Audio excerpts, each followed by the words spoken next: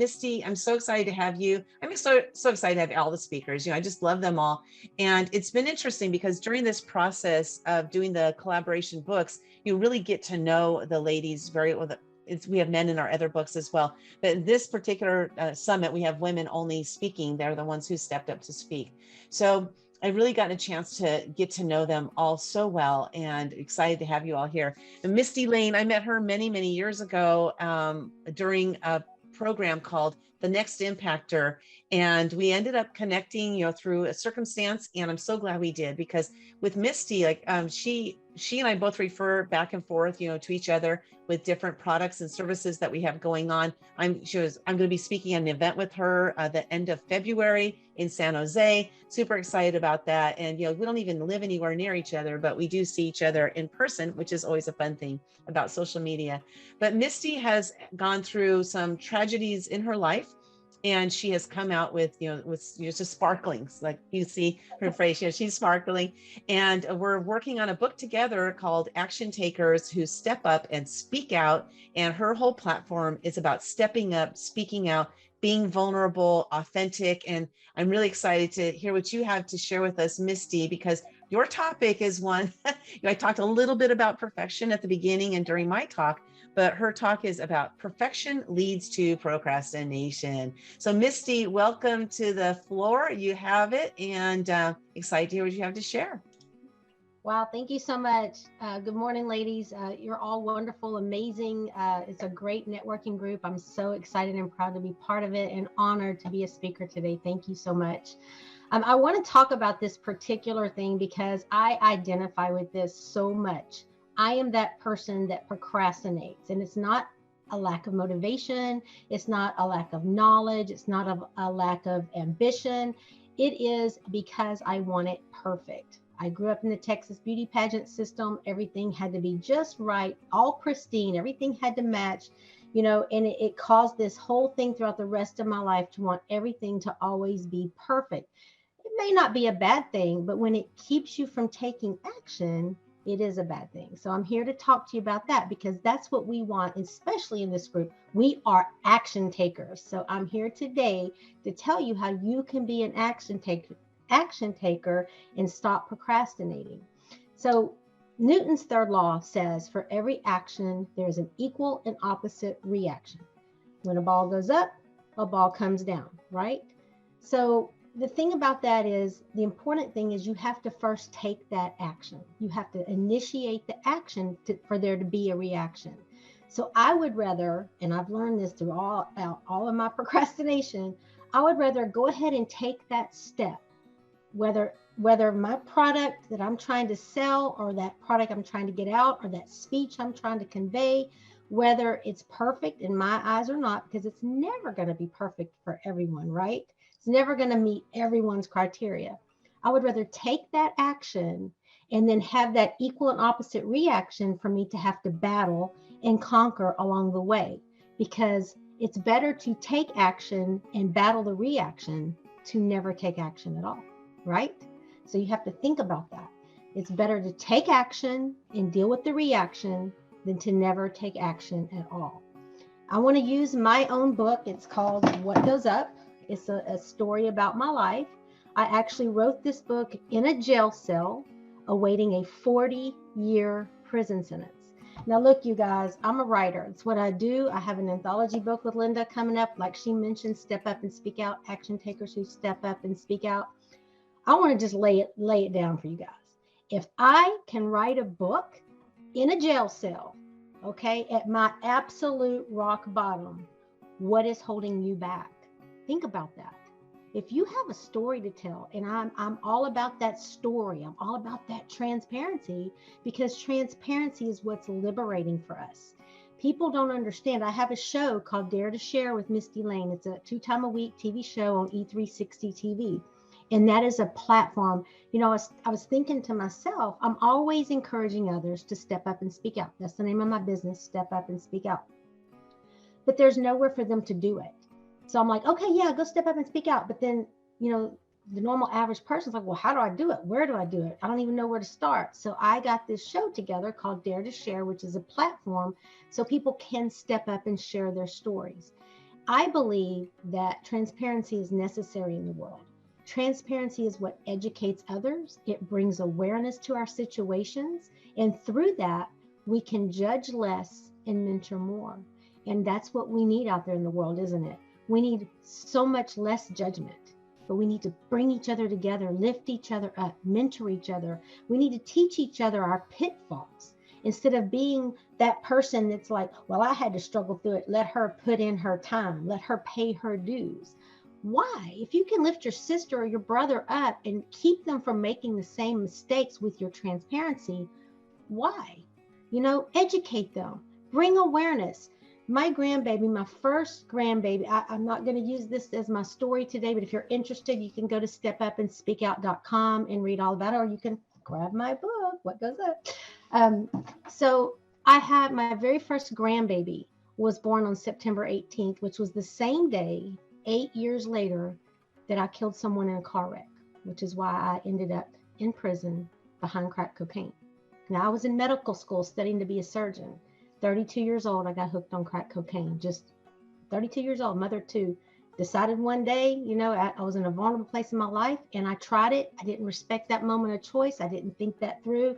And I became addicted immediately on a 10-year, I call it a death spiral.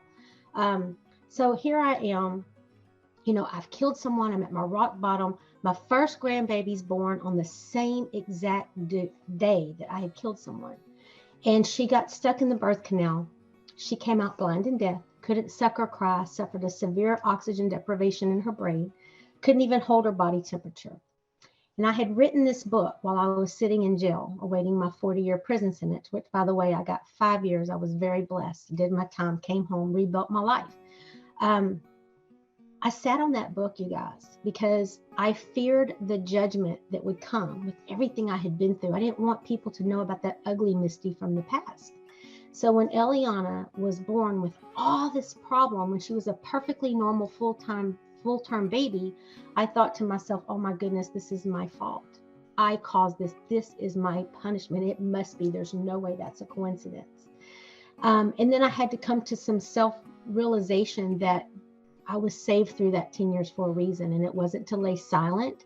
The things that I had used as therapy to save my life that were in that book, the raw, honest things about prostitution, abortions, killing someone, all those things, domestic abuse that I lived through, I survived through, I triumphed and empowered through, were for a reason to share, to step up and speak out transparently.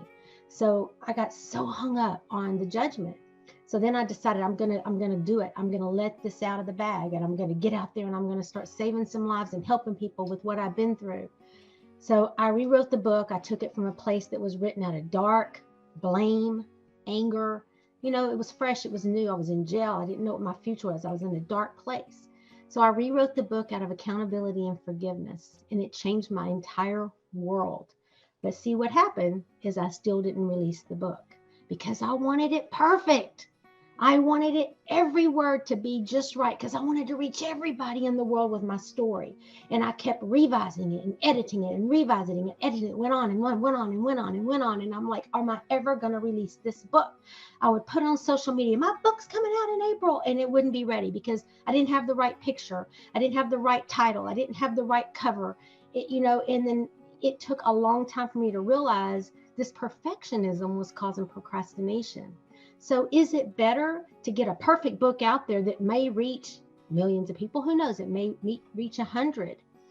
Or is it better to go ahead and, that it may not ever come out, right? Or is it better to get something out there with your message? You can always go back later and edit. You can revise. You can make addendums. But isn't it better to get your message out there in any form? I'm not saying be sloppy or unprofessional, but, I'm talking about specific perfectionism. It's better to get that message out there and reach the people that need to hear it. Because here's what I've learned. You're never going to please everyone. Every time I speak to an audience, I'm always worried about what kind of audience is it. Of course, you want to tailor it, your message, to the type of people you're speaking to, but you're never going to reach everyone. That perfect speech is never going to reach everyone in the room. So instead, you realize that it's the message and it's going to reach who it needs to in whatever language it needs to reach them, right? So every action has an equal and opposite reaction. So remember that if you just be an action taker, it's better than no action at all. We're going to have bumps in the road. We're going to have mistakes. That book you published may have some mistakes in it, but you know what? The message is out and mistakes can be corrected, right? Action is better than no action at all. So I want you to think about, what are you struggling with? Because I know everyone on this call wouldn't be here unless they had ambition, unless they wanted to improve their life, right? You took action by signing up for the summit. So what is it in your life? What do you dream about? See my little thing says dream? What do you dream about? What do you want to do with your life? Do you have a story to tell? Do you want to write a book? What's holding you back? Are you afraid of judgment? Are you afraid you're not a good enough writer? Or are you afraid nobody cares about your message? Think about these things, and I want you to implement action into it. The same went for my show, Dare to Share, that I mentioned. I had the idea for that show for about a year, and I started watching all the people around me come online, get their shows. As a matter of fact, I signed up and paid for this broadcasting station, and I was getting, like Linda mentioned, affiliate links. I was getting paid for affiliate links for people I referred to the platform that had already launched their shows. And here I sat, hadn't even launched mine yet, but I was paying for it because I didn't have the right intro video. I don't know how to do graphics. I'm not versed very well on technology, so that held me back a lot. Instead of understanding, I'm cheap. I'm not gonna lie to you guys, I'm very cheap. Like, I don't like to let go of my money, but I had to learn that there's professionals in that field for a reason. And I learned to start utilizing them and allocating to them and letting them take on those tasks that were causing my procrastination.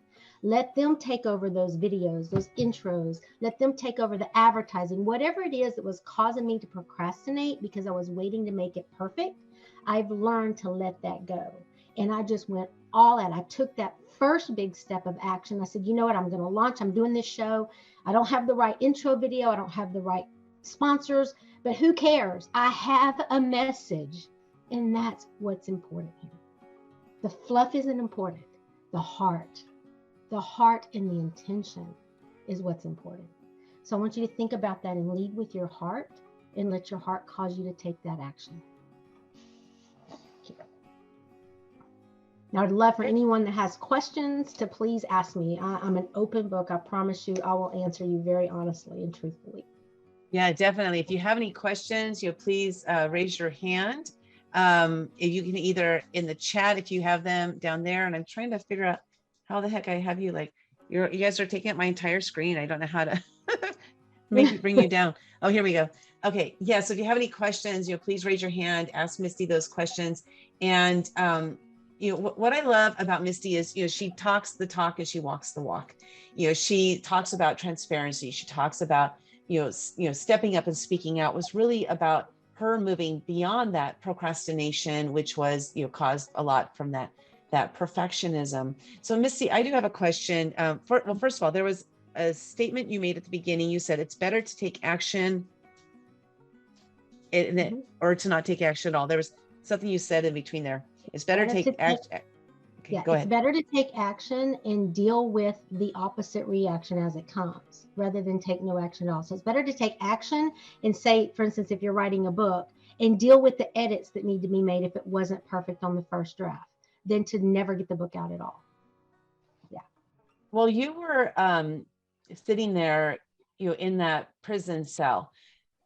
Were there, because you're talking about perfection in this, it's like, were there instances that you were like frustrated, nervous, or scared because you couldn't be perfect? Because you grew up in that environment, like you said, you were the beauty queen, right? Beauty queen environment. And, here you're thrust into this place where, beauty is like probably the last thing on your mind. What kind of mindset shifts did you make while you were sitting in prison? You were writing your journal, but what kind of mindset shifts did you make? So much. I mean, I could go all the way around with this, Linda, because there was so much. First of all, just being in that environment alone was a shock to me. It was very humbling for me. It was very hard for me. It was actually my education. I was in medical school studying to be a doctor. And so it was actually my education that made people hate me in there. I mean, literally, it was such a roadblock for me. And here I am struggling. Like I said, I had killed someone. I was never suicidal, like you've heard me talk about, Linda, but to have the will to want to live and to get through the guilt, to be able to take my own breath every day, I was struggling. And not just that, I was coming off of a domestic abuse relationship where I had lost my own identity. He dictated what I ate, what I wore, what I listened to. I didn't even know who I was anymore. I was so stripped down by the crack, by the lifestyle, by the man, that I was just like literally a zombie in there. And at some point in our lives, you know, it's great to have friends. We talk about lift your hand out, pull someone else up. But honestly, you guys, at the end of the day, it's us. We are the ones we have to save ourselves. It's us. We all have that strength in us. We have to learn how to tap into it and believe in ourselves. So for me, it was a journey of pulling my own self up. And I used writing to do it. That was my only escape I had. They didn't get me a therapist. I didn't have antidepressants. I had nothing. I just sat there in a cell knowing I killed someone. And the two women that attacked me and caused the wreck were in there with me. And it's such a twist because I learned to turn everything around over time. It was such a growing process. I actually started using my education to help people. I started a GED program. I was able to help. That's the entrepreneur in me coming out, right? I started helping people get their GED. I started a program, an actual school in there when I got to prison. I've always been an entrepreneur at heart. I found all kinds. I used poetry to make money. I would write people for their children's birthday or their husband's anniversary, whatever. I would write them personalized poems to make commissary, food and hygiene stuff I needed. It's always that. But I had to go through this mindset to realize I was broken down, but that I could rebuild, that Mistie was going to overcome. And it was me and me alone that had to do it. And I had to find my strength to do it. And that's what I did. But there's a lot of fear with that. There's a lot of other stuff. It's a process. We have to allow ourselves that space and time to go through it. Yeah. Thanks for sharing that. When you came out of prison and you started talking about that experience, what was that like? Because you talk about, judge less, mentor more. Like that's one of your sayings. So what was that like when do you remember that first time you actually said it to somebody? Not family member, because your family members knew you were in there and stuff. The first time I said it, it wasn't a planned thing. It wasn't something I sat down and oh, this is a cool little slogan.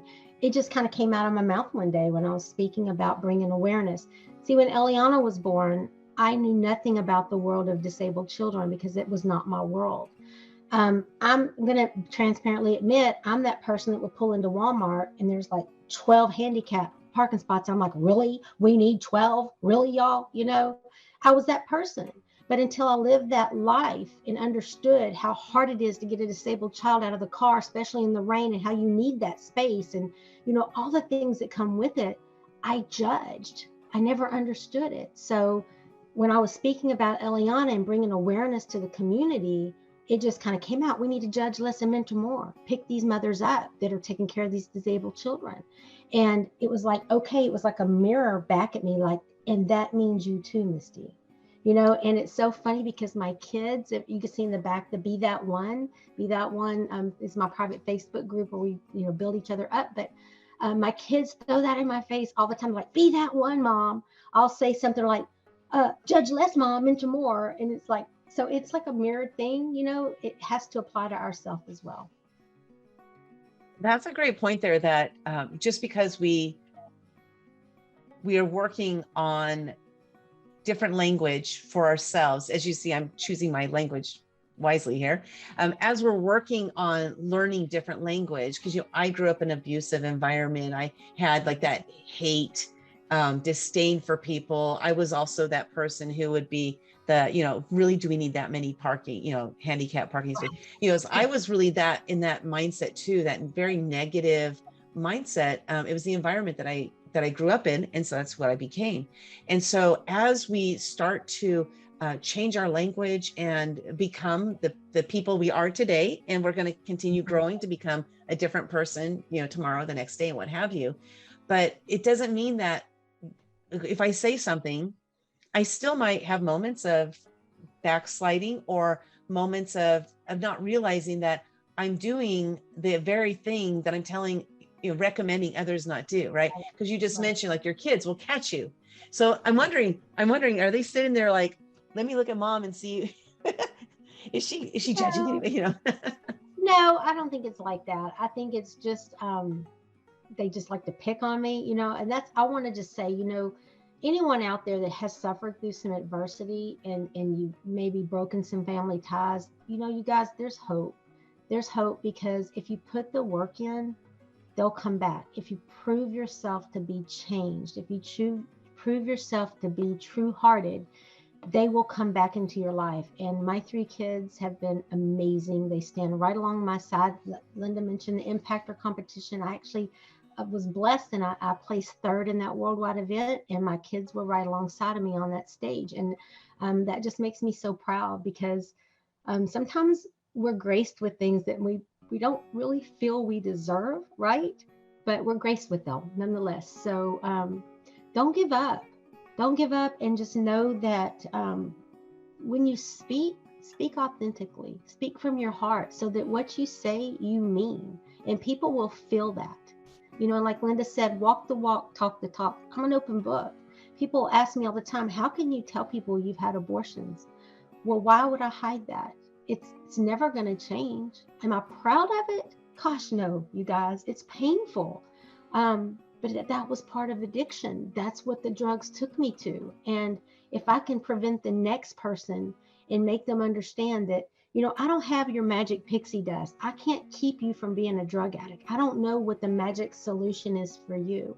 But what I can tell you with 100% certainty is, if you don't find what works and stop, I can tell you what will happen to you. You will prostitute. You will get raped.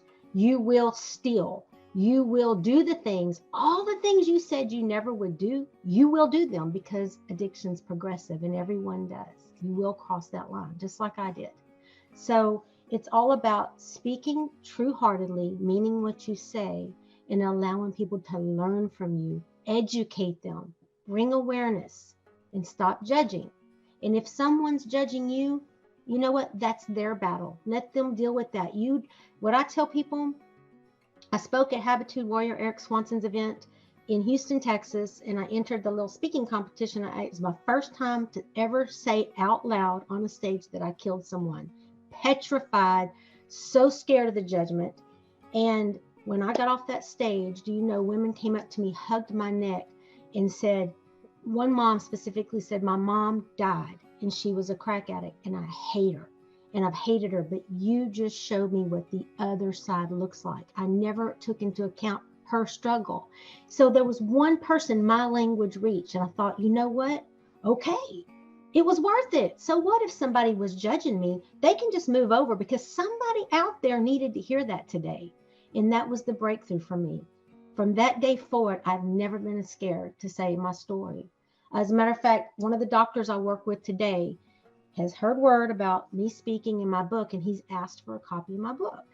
And I'm like, oh, great. And I mean, this book is filled with truth. This is filled with prostitution, walking barefoot in the snow to get crack, stealing from my parents, my own drug dealer having to take me home Christmas morning because I was out on the streets instead of home with my kids. My own drug dealer put my money back in my hand and said, go home to your kids, and dropped me off at my door. I mean, I was out there. And I'm thinking, oh, great. Do I want this doctor to know these things about me? And I had to step back and I had to reevaluate. And I had to think, you know what? If he judges me, that's his problem. But he may read it. There may be something that touches him, or he may pass it along. But whatever it is, I have to keep true to my message, which is transparency. So, hey, he's getting the book tomorrow. So we're all in. Wow, that's awesome. Congratulations for moving past that. And again, even though we talk about, transparency, the authenticity, and, all these different things that we talk about, is you still had that moment, right? That it was like a twinge, but then what happens, you check in and you say, well, wait a minute, this is what I talk about all the time. What am I doing? Just go ahead and give him the book. Just do it. And if he judges you, that's on him, right?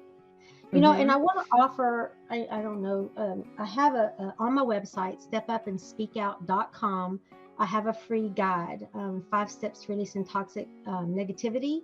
And it's actually a timed writing exercise. I would love for all of you to go get that free download and actually work the steps. Take the action to help yourself by working the steps, because what it does is it will retrain your brain in a short writing exercise on how to flip the negative thoughts that you have, and you actually apply positive and rewrite in a positive. It's a really great little exercise, and it'll open that door for you. And it's also writing. I tell people it is the therapy that saved my life. That's why the book, Linda, that you and I are doing together is so passionate to me, because it's all about stepping up and speaking out with your story. Number 1, to educate. Number 2, to bring awareness, but also for liberation and freedom from your own chains, from your own judgment, right? Because we judge ourselves just as harshly. So by learning to get that story out, by learning to, even if it's not for anyone else, even if you don't do anything else with it, even if you don't use 1 and 2, educate and aware, do it for you. Get it down on paper. Go through the process of getting your story out of you. And then if it has to sit like mine did for 9 years, so be it. But one day, take the action and go help save lives. Let your story today change a life tomorrow. Thank you so much, Mistie. That was fantastic. What I want you to do is drop in the chat, the stepupandspeakout.com, so that they can go to there and get that free download. Also, Mistie has gifts, free gifts. If you haven't yet gotten your free gifts, go to, I got to make sure I do this right. Hold on. I put the link in the chat there for you to all get your free gifts. Tanisha has gifts. So most of the speakers have free gifts for everybody. Please go get those. And Mistie, thanks so much for being here and sharing your transparency. The book, What Goes Up, it's a phenomenal, read. And just Mistie wrote the book. And as I was reading it, because, when I know people, I don't expect it to be like that kind of quality. I don't know why. It's just something about who I am, I guess, or something for me to learn about. But anyway, it's an amazing, and it's her journey. It is so real and raw, and it'll really help you to, like you said, if, reading the story helps you to see things just a little bit differently from the world of what she went through, so that maybe having more compassion for those who are going through that, maybe that's what the story is meant for. That's what it did for me, by the way. That's why I'm sharing that, because it helped me to have more compassion for people who are going through those kinds of situations that you went through. So Mistie, thank you so much for being here, for talking about, that procrastination and perfection. Truly, truly appreciate you. Thank you. And I would love for all of you ladies to sign up and grab a chapter in our book, Step Up and Speak Out. It's very liberating. Yes. Take action and do it. Yes, if you're interested in that, just go to actiontakerspublishing.com/authors. I'll put that in the chat as well. And Mistie's book is coming up. We're just getting started on launching that one. So go ahead and go to actiontakerspublishing.com/authors. Get more information about action takers who step up and speak out and share your story with us. We'd really love to have you. Thank you so much, ladies. Thank you. Thank you.